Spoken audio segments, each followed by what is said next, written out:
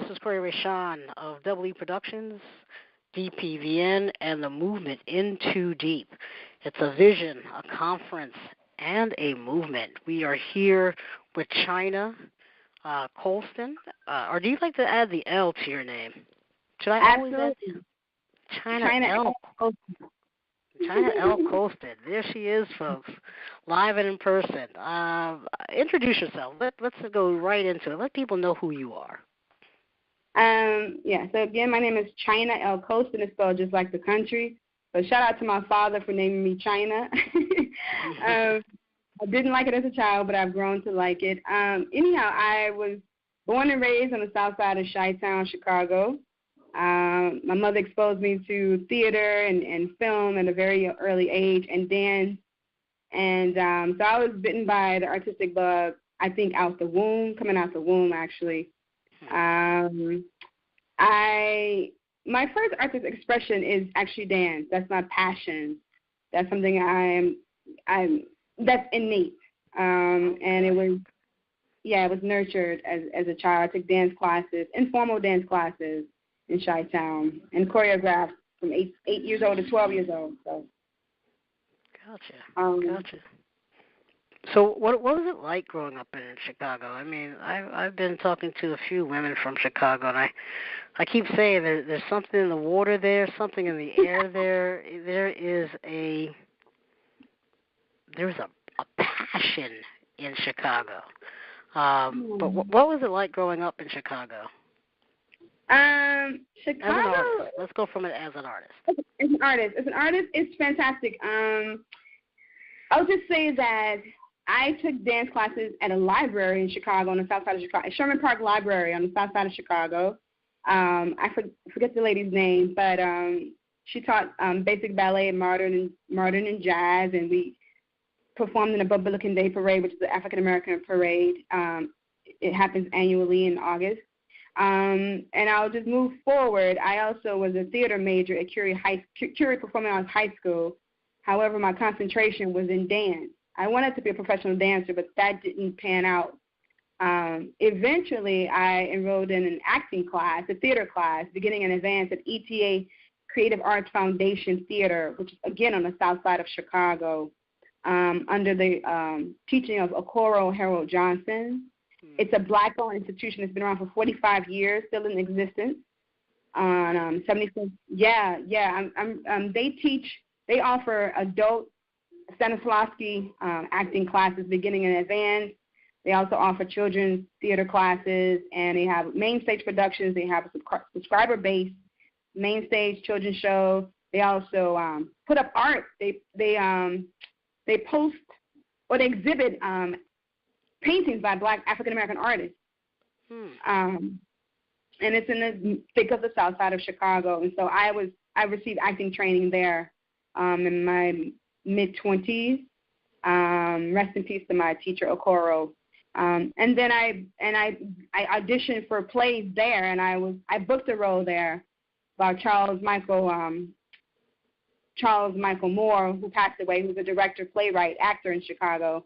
And he directed that particular play. It was called In the Wine Time, and I've been acting ever since. The critics came out. They put us in the paper. It was very much received. And but it was ETA Theater, the Black-owned institution that nurtured me as an actress, and and pretty much propelled my acting career. Gotcha. And so when you came to New York, what was it like for you to come from Chicago in the arts there to New York? Give me a comparison. Give me, Interesting. So Chicago has a really dope, incredible theater community. I can say one thing I do appreciate and celebrate about Chicago is that they really produce a lot of original works by African-American playwrights.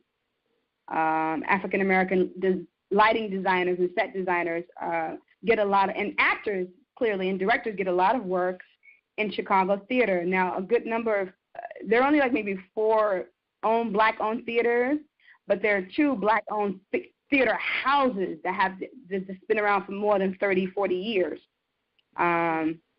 And that's what I noticed was the difference. Like when I moved to New York in 2007 of October, I moved here to expand my opportunities in both theater and film, theater, mostly in film and episodic work. Because I honestly, I moved to New York to be on Law and Order, okay? That's the rub. Okay.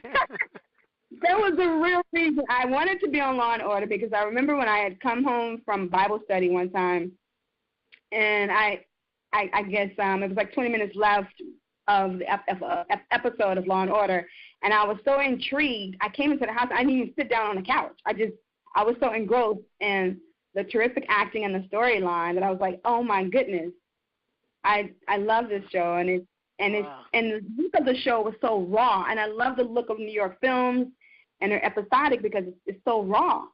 Right. And so that's what brought me to New York. But I have to say that New York their musical theater, of course, is more popular. It's more in demand. Chicago's musical theater scene is not as voluminous as New York. We're more known for for straight plays. They call them straight plays. Right. But the difference, I guess, is because I did independent films in Chicago and here in New York as well. I guess it's more people competing for the same job. It's like 100 times more people competing for a role, where in Chicago it's not as many people competing. But the competition in Chicago as far as acting is stiff, whereas in New York it's more like the numbers game is stiffer more so than like people are so dope. You know what I mean? Right. And, interesting. Yeah. I might have to go to Chicago.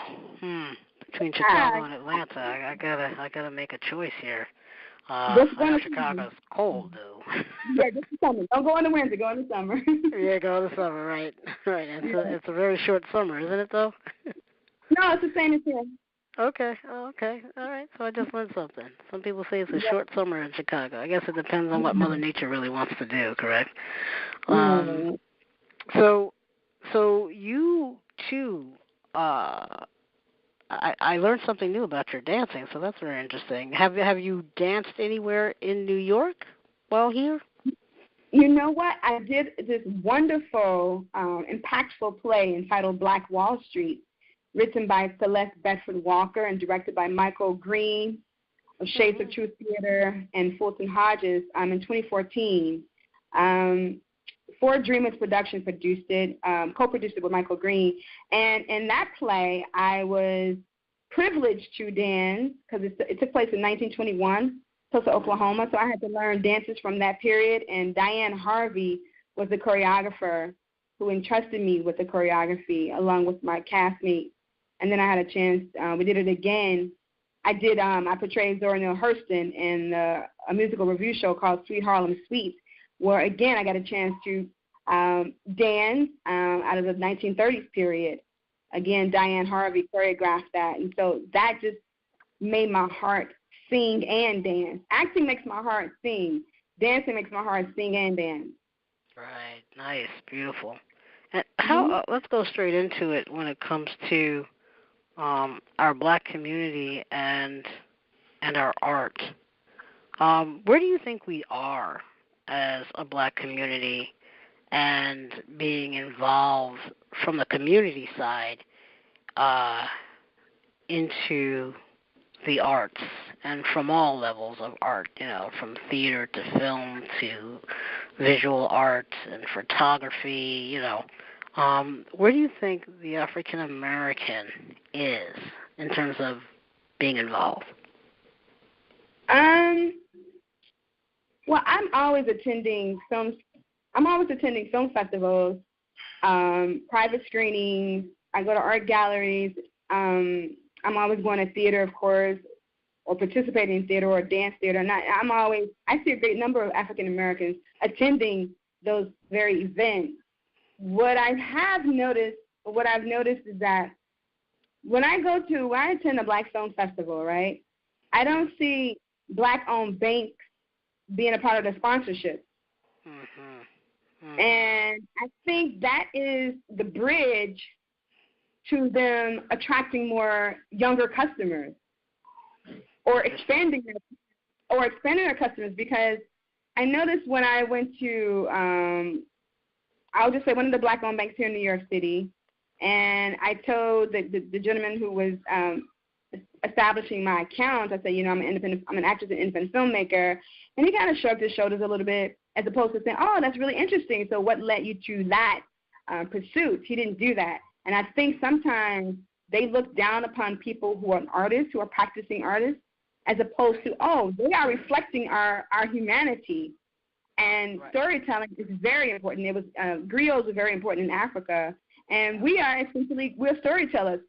Toni Morrison is a storyteller. She's an entertainer, but through the works of literary.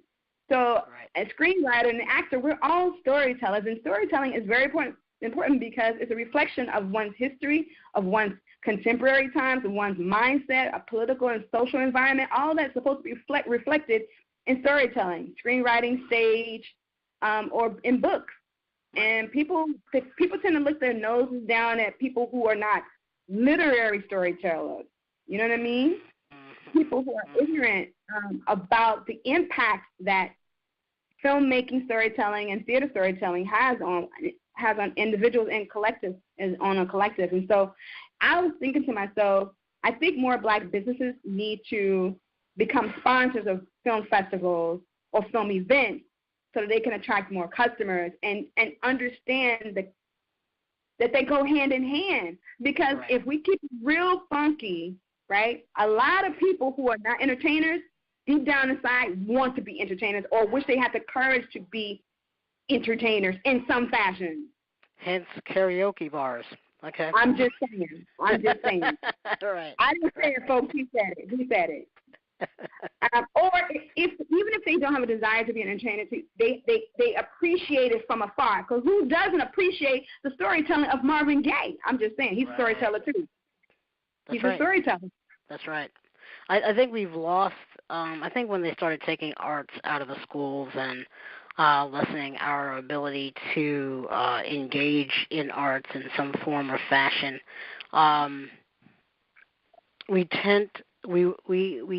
we lost the knowledge of what that is. I mean, to tell you the truth, art is seen throughout the culture from cave drawings to sculptures. Yes, exactly. It took an artist. I mean, look at the sculptures from Egypt to actually erect any of these. The king, or the pharaoh, or the queen, mostly the queen, probably. The queen went out and found an artist who can actually sculpt these. Yes. Right, and it carried on, and you're right. It is a story. We would not know about Egypt if it wasn't for the hieroglyphics. We wouldn't know a lot of things if it wasn't for the arts and the storytelling. We would have lost our history. And, my thing is, everything that you're talking about really is about the whole N2D'EE'P. It's very interesting that you bring up the banks being a part of the film festivals. But, I say that, and our black businesses really have to be behind. I started a pairing program introducing pair yourself up with an artist. The artist is the platform.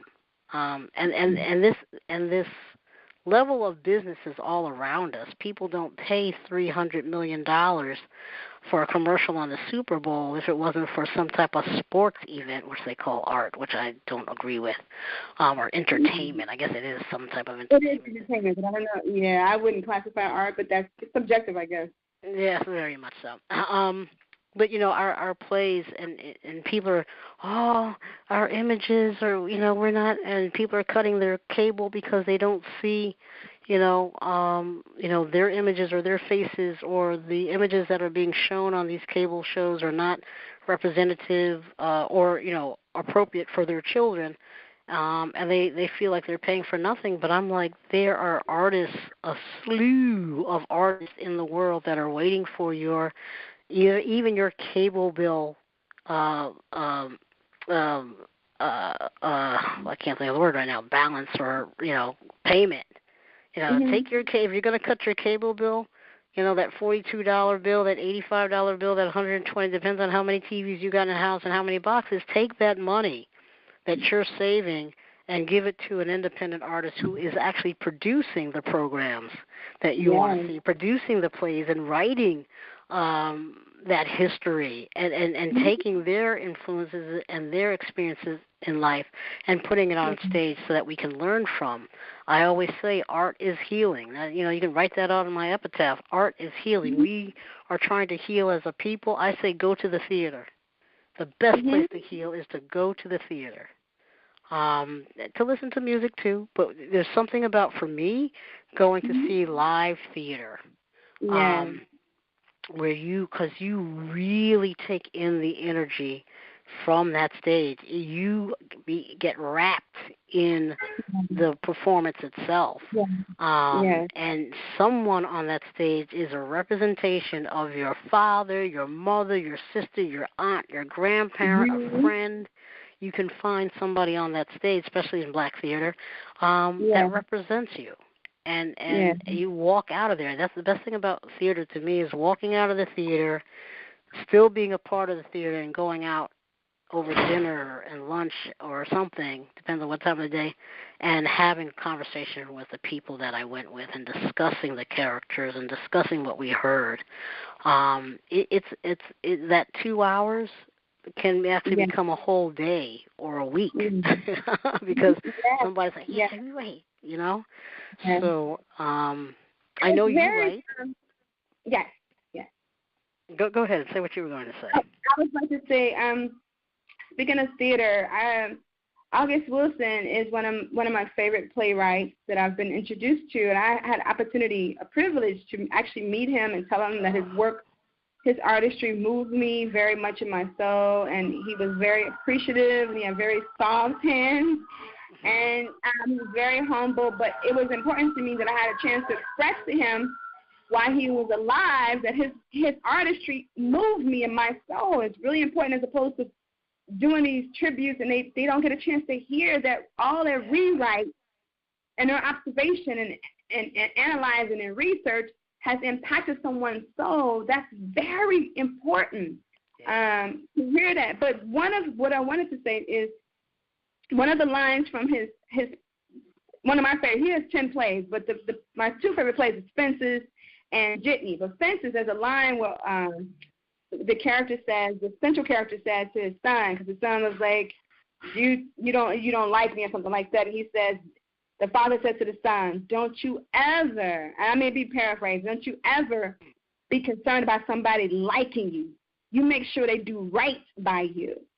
That's such a profound observation. And I was like, yes, and I take that, like when I feel myself in this people pleasing state, sometimes I would call that statement and say, no, it's about people respecting you. They don't have to agree with everything you say, because I'm not going to agree or like everything you do either. But as long as we respect each other's differences, and that's really that's like a gift. And that came from someone's play, a storyteller. Right. And it impacts your life. Yeah, he's got a lot of great works. It's been a minute since I've seen a lot of his stuff, but I did see Fences years ago.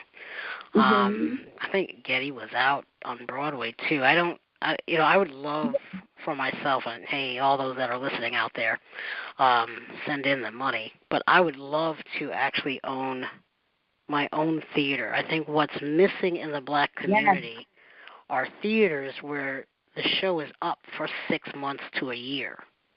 We get these short runs, or 5 years, 10 years. I would love to have a space with multiple theaters in it, so we have the long-running show, so you can come, 5 years out to see the main show, and then, maybe the other 4 theaters that are in the space are running, short-run plays, but, for months, because, look, that's a great idea. No, sister girl, I got so many. N2D'EE'P is just the beginning. DPVN, I'm 20 years in, and I still feel like I'm at my infancy stage into where I really want to take this. I've been talking about, everybody's following the elections. I follow when I want to come down to earth and see what's going on. But, my thing is America has been moving into an entrepreneurial state for the past 8 to 10 years. And if, Black America, the community, doesn't pull it together, I fear us losing our art eventually, being, taken over by others and rewritten. And, we want you to put this person in here. We want you to put this person here. One of my friends is a playwright, and she's got a love scene between a black man and a black woman, very intimate love scene. Companionship, real down heart-to-heart type of love. And the play was taken up by and put up by another culture, and they took that scene out. I'm like, then you must be missing the element of the play. Because to me, when you take anything out, it's not the play for me. Okay. I'm like, if I'm paying for it, no. We got to have from page 1 to 100. I don't care. No, there's no rewrite. For me, I don't understand that. I never understood that about the industry. Why are you going to rewrite something unless, instead of the person looks Hispanic, then, we got to say they're Hispanic. You take little things out like that. But to remove a whole scene, it's almost like removing the middle section of the Bible. It never existed. No New Testament. We just go straight from the Old Testament straight to Revelations. It doesn't make sense. Why do they feel, as opposed to modifying the kind of simulation that happens, why don't they eliminate it altogether? I don't know. Okay. I got pissed, so I didn't go into any questioning. I truly got pissed and got on my soapbox after that. That's just wrong, and you don't do that. But we know, they were Caucasian people, and maybe they feared the black love elements too. I don't know. Well, we are a very sensual people, and we have all the colors of every shade. We're sensual, we're intelligent, we're comical. We're stylish, we're humble, we're weak, we're strong, we're vulnerable, all those things. Yeah. So why remove the elements? Yeah. But those are the things to me that we have to stop. And the people that can support us are, like you're saying, the black banks, the black businesses, is to really pour themselves into the arts and to look at the arts as, first of all, I really think the education to me, and I've been doing this for 20 years, people do not understand that if you want to create jobs in the black community, you support the arts. Because just to do a television show, I've got to hire not only the camera people, not only the sound people, not only the actors, but I need a lawyer. I need somebody to review the scripts. I need the marketing.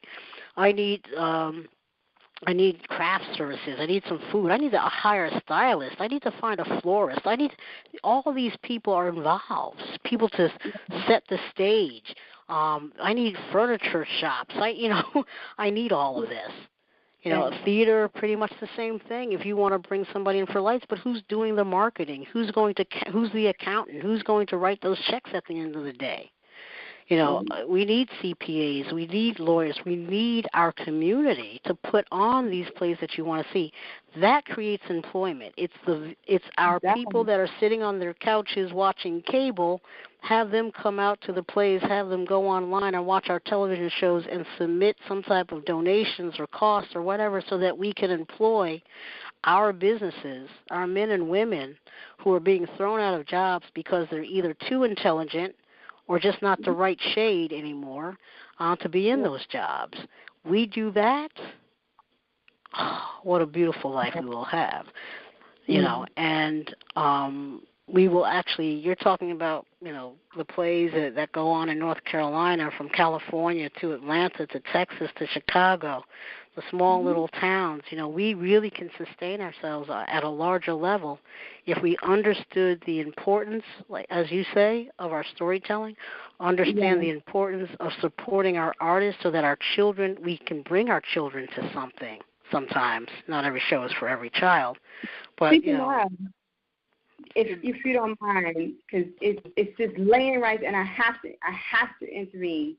Go ahead. I was having a discussion because here in New York City, there is what you call the Shakespeare in the Park that happens every summer. in Central Park, and it's also in Marcus Garvey Park in Harlem. And, you know, they'll put on Shakespeare productions. And in Harlem, they will employ African-American and Latin actors to inhabit the characters of the Shakespeare plays, right? Mm-hmm. And while I do enjoy Othello and Romeo and Juliet and Hamlet, I'm not a fan of all his plays, so I'm not going to even pretend, okay? Mm-hmm. However, and I do appreciate some of his plays, and because he deals with envy and power and just humanity, right? So I do appreciate some of his plays. But I thought to myself, I was like, why can't we have August Wilson in the park in Harlem, Brooklyn? Because I think it's important. That young Black people and Black people in general see themselves reflected on stage. I mean, to be wondering because when I was at the Macbeth play this year, and while I really enjoyed the acting was incredible, the choreography was incredible, the set was lovely, and again, I understood some of what the characters were saying because of their intentions and the way in which they deliver their lines, but some of that I was like baffled, like I'm not clear on what they're trying to communicate. But my thinking is, if it was an August Wilson play or Pearl Clegg, we would know. And it's important that we see our aunts and our uncles and our mothers and our sisters and our brothers and ourselves, the language and our nonverbals, because that's a Black thing. Yes, it is. It's very Black. It's very soulful, and it's like to me, it makes no sense that there is no August Wilson in the park in Harlem. It's still a predominantly Black community. Why are we struggling to understand some of these Shakespearean plays when we can just clearly understand an August Wilson play that's reflective of our humanity, the fullness of our humanity? Mm-hmm. Well, you just put something in my cipher, sister. And this is why I like China Colston. China L. Colston. I'm going to include that L. China L. Colston, and thanks to your father for calling you China. You're right. You are 100% right, and I'm going to actually put it out on this interview. You all heard her, and what it needs is funding. We need Black businesses.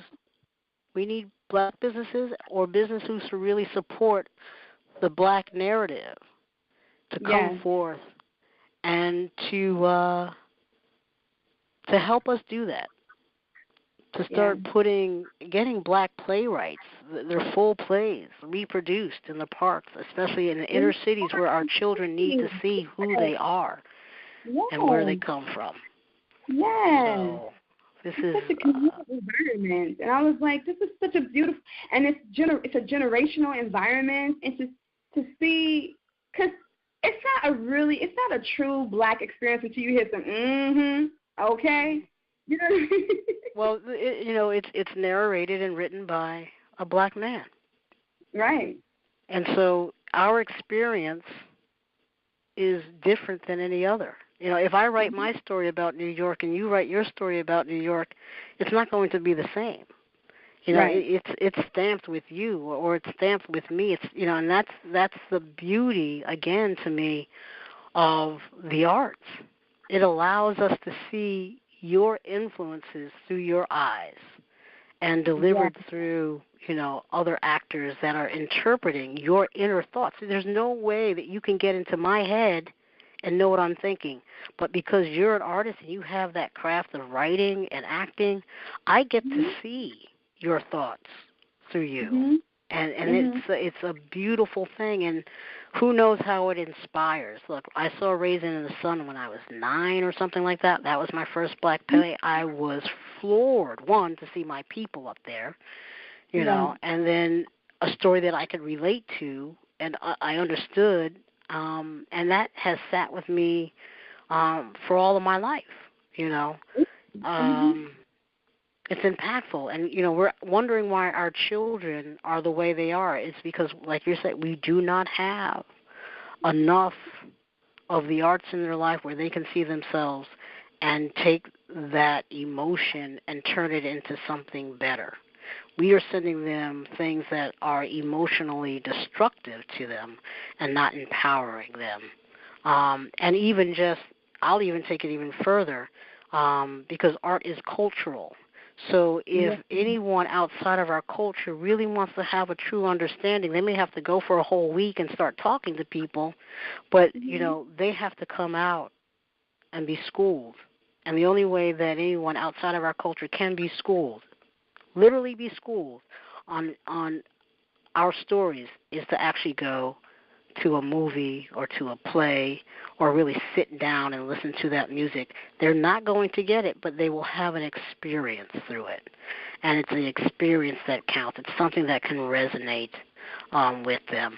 And then maybe have an open conversation of who, what, when, where, and how.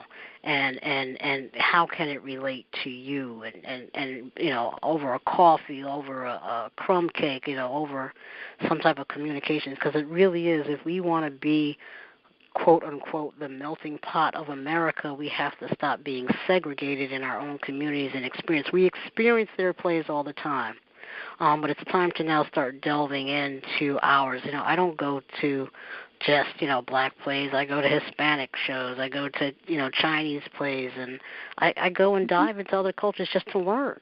If I'm not traveling, it doesn't hurt. I live in New York City, or I have lived in New York City.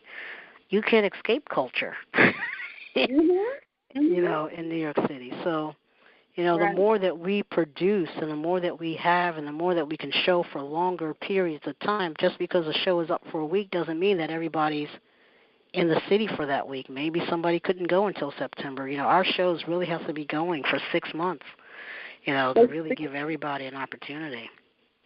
Speaking of that, can I plug or no? Sure. Plugs are always welcome here. It's electrical. Beautiful. So I have been privileged to be cast in the role of Shar, and Michael A. Jones play Hercules didn't wade in the water.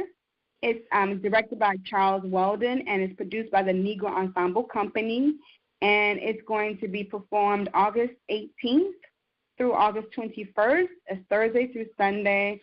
Thursday through Saturday, 8 p.m. performance, and Sunday, 3 p.m. It's going to be at the La Mama Theater, which is 74 East 4th Street in Manhattan. So, I'm a real New Yorker now because I say Manhattan. It's supposed to be Manhattan. Yeah. Beautiful. That's my birthday weekend, so you will see me in one of those theater seats. Okay. Definitely making that a birthday gift to myself to go see you live on stage, because I have yet to see you act. So. All right. And it's a black American. It's an African American playwright and African American owned theater company, Negro Ensemble Company. So it's a win-win. Culture, soul all over the place. Yes. The Negro Ensemble, they've been around for a few years as well, I think. Yeah, they've been around. Wasn't Ozzy and Ruby Dee a part of the? Yeah, Sidney Poitier, Lawrence Fishburne, Humphrey Woodard. Right. Yeah. They've all come through there. Yeah, totally. So, China, I know that you have some work of your own that you've been doing as well. Talk about some of the work that you're producing out there. I have an independent feature film. It's titled Dark Seed, and it's a relationship drama about love, loss, and redemption. Essentially, this Brooklyn professional couple, they're allowing their past to choke their future. It's a romantic drama. It's set in Bed-Stuy, Brooklyn, and it's pretty much a story about the resilience of Black love and the restoration of the Black family. That's the story that I want to share, and that's my agenda, to promote the love between Black people. Yeah. So, yeah, I loved it when you told me to take a look at it. I was flabbergasted. Loved it. Dark Seed is just something I like. I love the writing. I love the actors and how they portrayed their parts, the storyline, the content. Thank you very much. And I tell people, when I talk about you, I always say, China writes about me. She writes about the middle-class Black man, professional.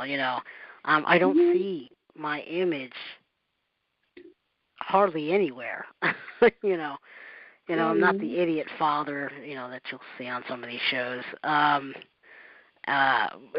the guy, I resonated with the guy. I was totally like, oh my God, you got to tell him. Oh my God, he doesn't know. I was like talking to the screen, literally talking to the screen. That's the highest compliment. Talking to the screen. Yeah. Oh, I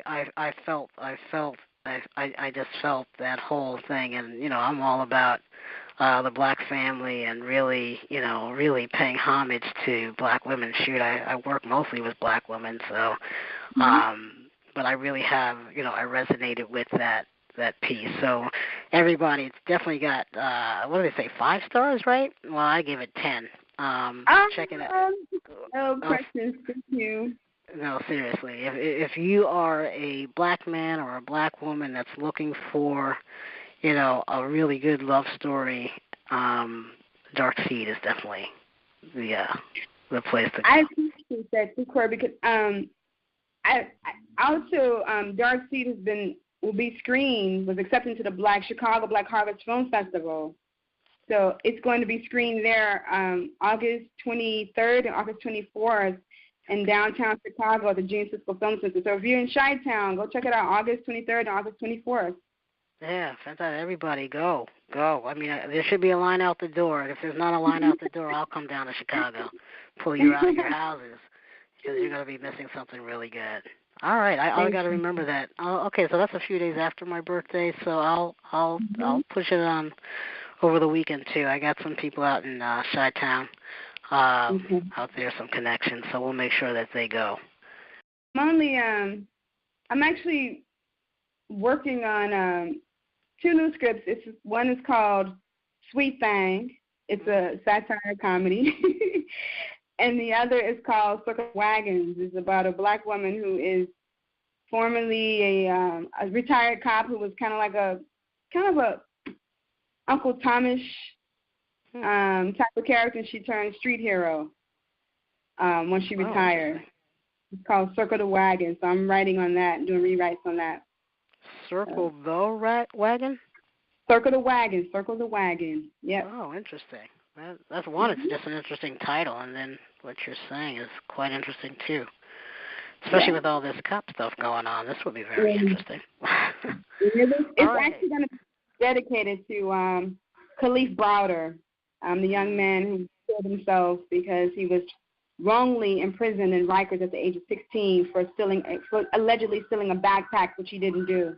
So. Oh wow. Okay. Dedicated to him. So that's a short film? Are they both short films? You know what? Circle the Wagon. It started out a short film, and it may expand into a feature. But I'm hoping it'll be a short because I don't want to do a whole feature because it's so much work. But we'll see what happens. Okay. Wow. Yeah, it sounds like a feature, to tell you the truth, but it does, right? I know. Yeah, I'm not going to pressure you because I know how you feel about that. So. Okay. Well, China, it's been great talking to you. Thank you.